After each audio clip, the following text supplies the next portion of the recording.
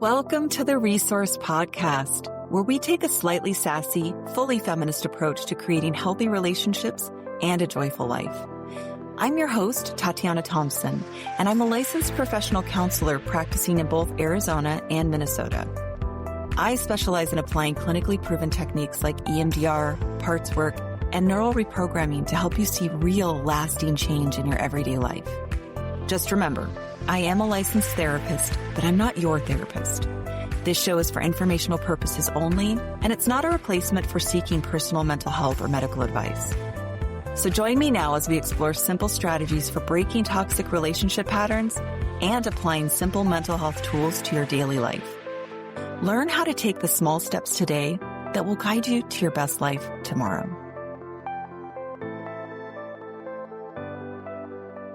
Hello and welcome to the Resource Podcast, the show that teaches you to question everything you thought you knew about relationships and mental health for people who want more than ordinary, people who want to live an extraordinary life. I'm your host, Tatiana Thompson, and today we're going to be talking about what it actually takes to make a great relationship and how that counters what we often see in the real world. So to get us started, I want to acknowledge that there are some fantastic frameworks that already exist out in the world about like what makes a great relationship, what makes a relationship work.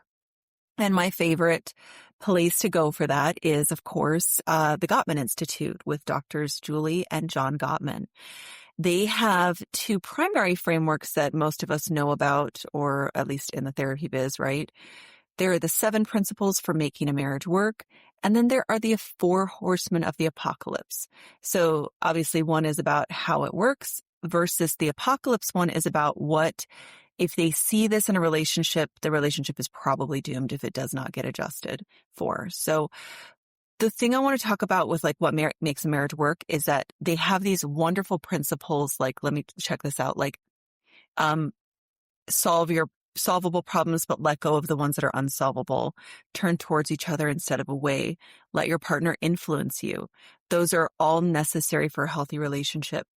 But those are more like the actions that we'll take to make the relationship healthy. Whereas today, what I want to talk more about are the qualities and the traits in the individuals that both parties need to bring to the relationship to allow it to thrive. And frankly, to be able to do the things that the Gottmans say are necessary to have a healthy relationship. Does that make sense? Hope it does. All right. So I also want to do a quick rundown of what the 4 horsemen of the apocalypse are. Those are really important, and they're going to show up as the counters to the qualities that I'll bring up here.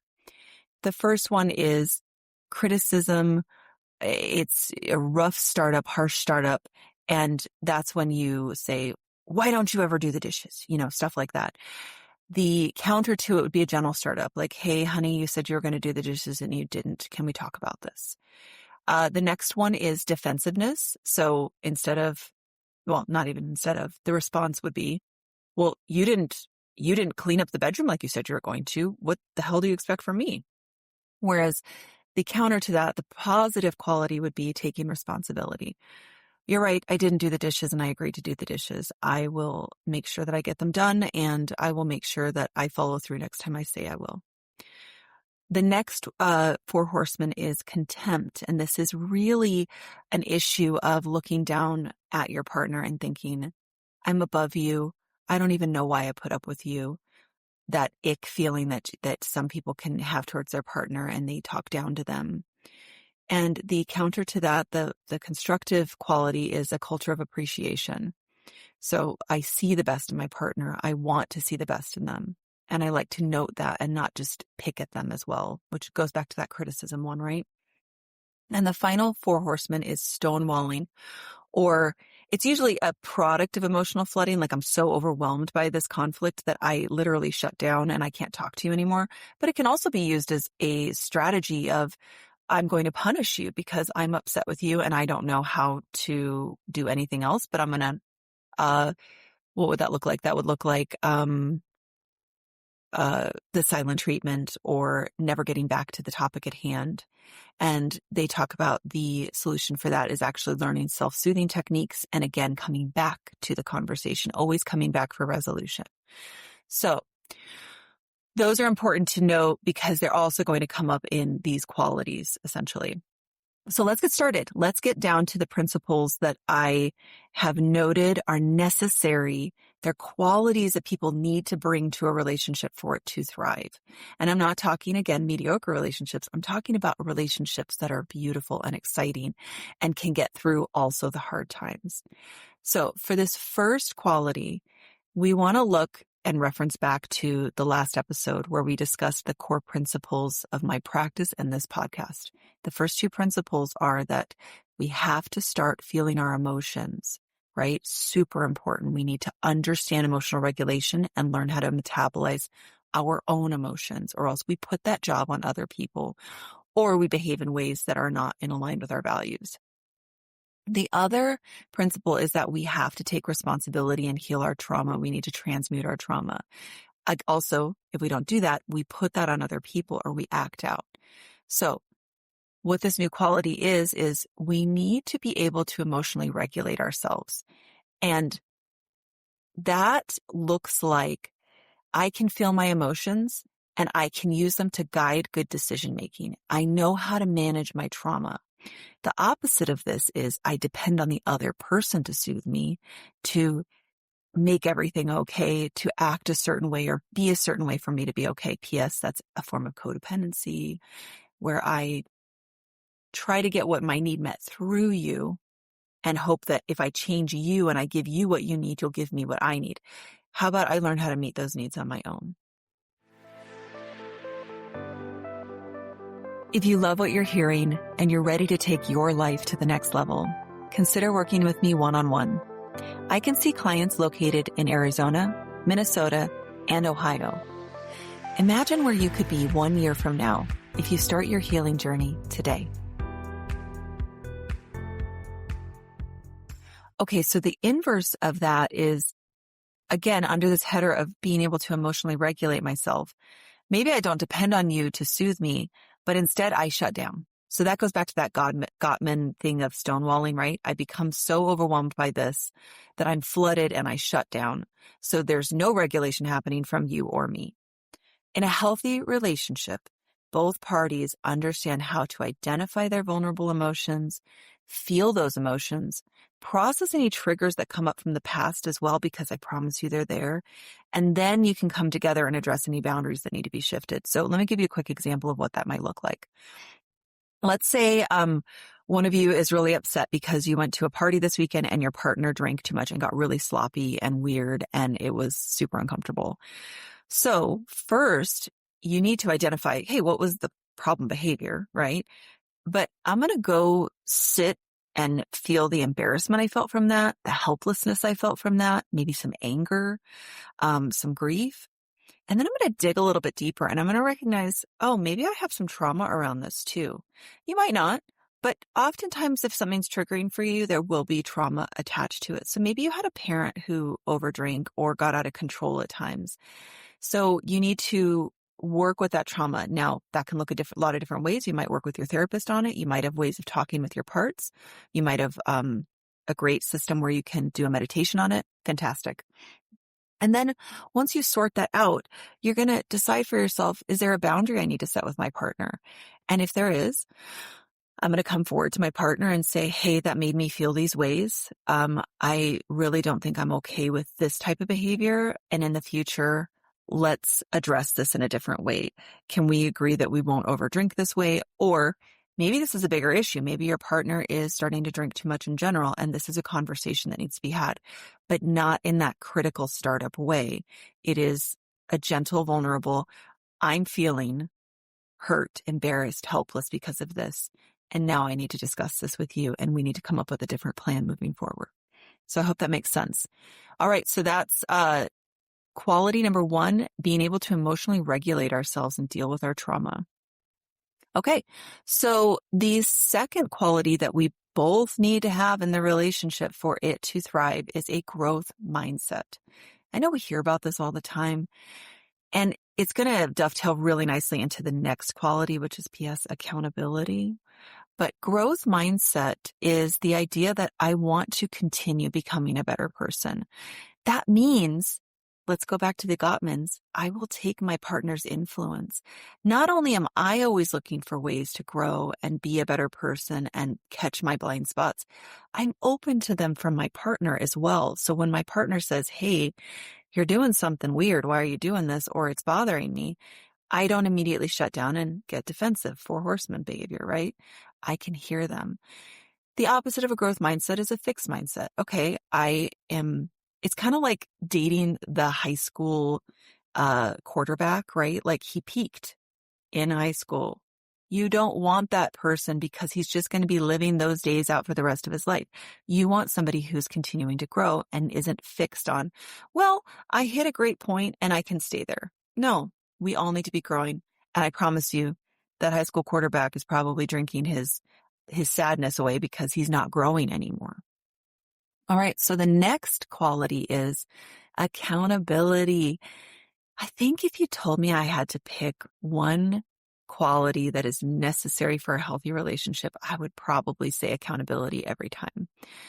Accountability is the willingness to know I am not perfect, that it is safe to acknowledge I'm not perfect, and to make changes as needed, which again goes into I'm willing to take my partner's influence. P.S. The Gottmans have identified the number one indicator of whether or not a relationship will make it and be sustainable and happy in the future is whether or not the man takes the woman's influence in heterosexual relationships. And I know this sounds strange. We're not saying the woman doesn't take the man's influence. We're saying women are already conditioned to take men's influence, so it doesn't even need to be talked about. In this case, it's that the man isn't so ego-driven and insecure that he can't take his partner's influence. So going back to accountability itself is, hey, I can take your influence. I can also take responsibility where I make mistakes, and I can actually address those and change that behavior. So the obvious counter to that is this person experiences a lot of defensiveness. So they deflect. They don't take responsibility. They say it's not my fault. They're a victim of something. I mean, think about your own relationships. That just doesn't work, right? But we also need to remember that it doesn't work when we behave that way. Even if our partner isn't perfect, we still need to keep our side of the road clean and be accountable for the way that we behave. Another way, even if your partner misbehaves, does not give you the excuse to misbehave. That is part of our narcissistic wounding. And the logic is so, if I put it in this framework, you'll understand why it's so ridiculous. Just because if I perceive you as abusing me, I have a right to abuse you. No, I have a right to protect myself from your abuse, but it doesn't mean I get to hit you back. It means I protect myself. So just because someone else is misbehaving doesn't mean we get to misbehave. We are always responsible for being accountable. Okay. Lecture complete. Next quality is the willingness to concern yourself with equity versus being entitled to having everything go your way or having things being easier for you. And I think when I speak about this one, I do tend to lean a little bit more on the female perspective on this, that we have a lot of research now worldwide and just in the United States that women are tending to carry a lot more of the domestic and childcare burden and the invisible load of knowing what needs to come up in the family and working outside of the home. So there's not a lot of equity in the division of labor. And this is problematic for a lot of different reasons. And I know that some people will say, well, I brought home a lot more money, therefore, I'm bringing home something more valuable and you need to work more at home.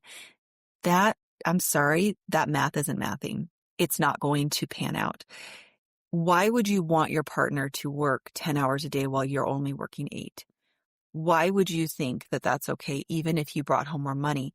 You are now devaluing what they've done, which might have been more child rearing, which is immensely valuable. We just don't put money figures on it, unfortunately, and maybe we should.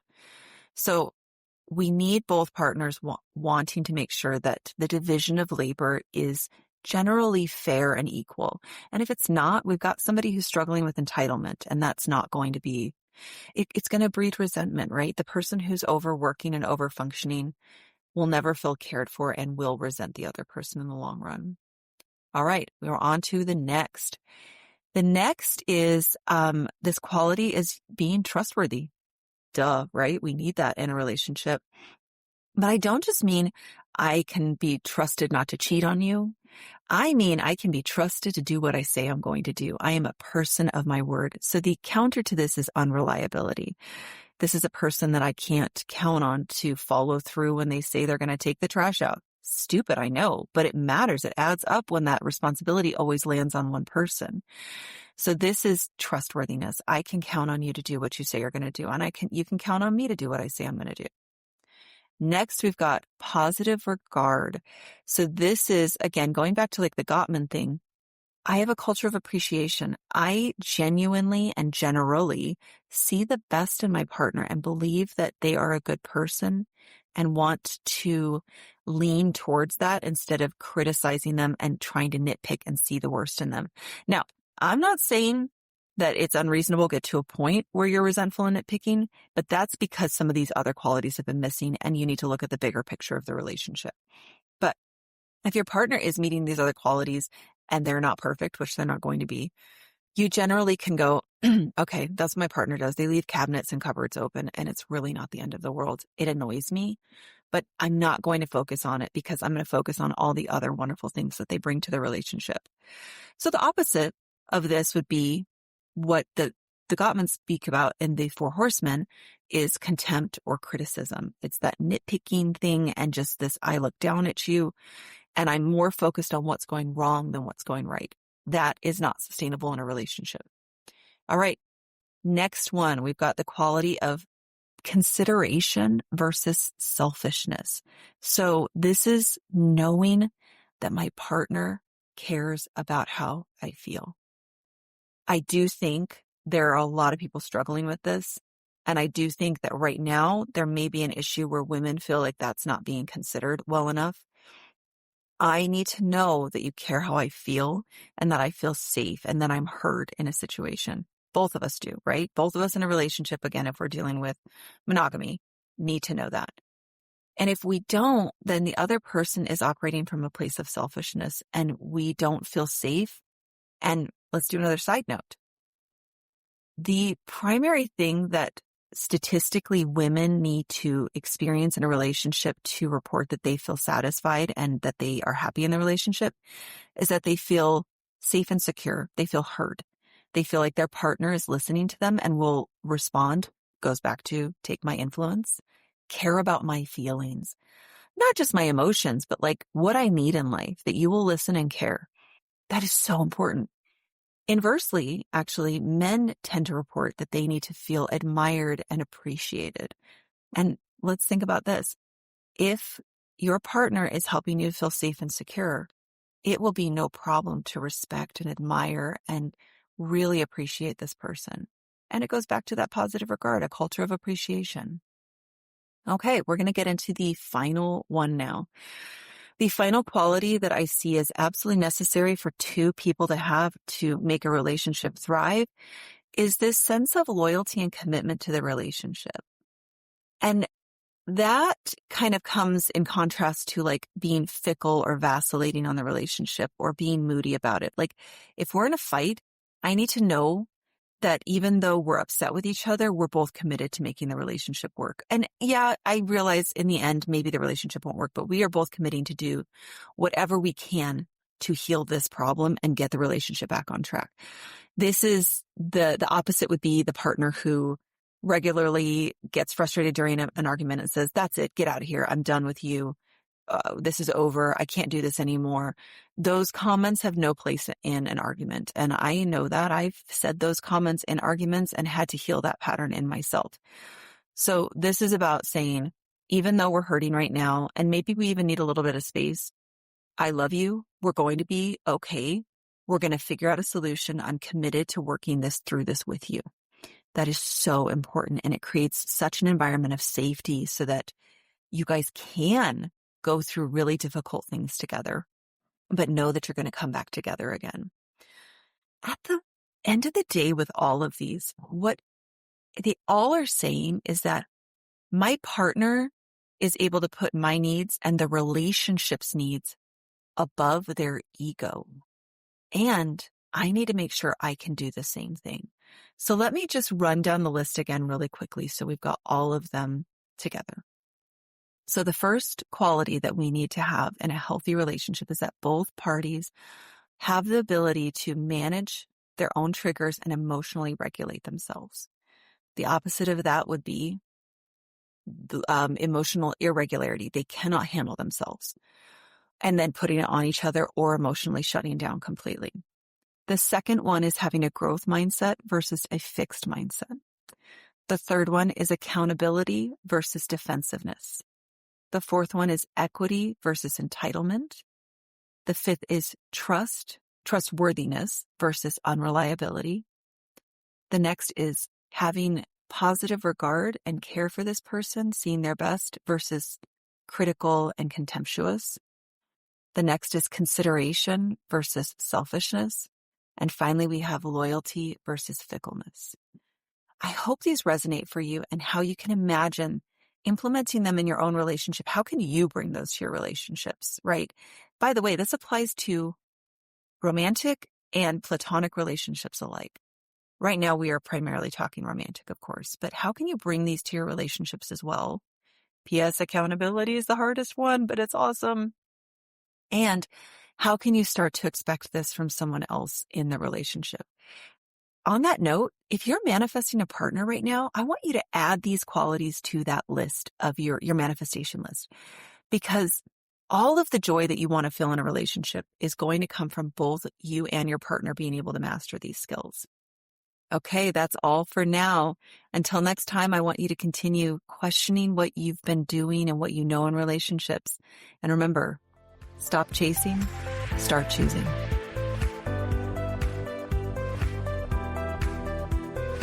Thank you so much for joining me today on the Resourced Podcast. My hope is that you learned at least one practical tool you can apply to your life today to move in the direction of your dreams. If you found this content helpful, be sure to hit the subscribe button, leave a review, and consider subscribing to my email list, which is linked in the show notes. And remember, the journey of 1,000 miles begins with a single step. What step will you take today?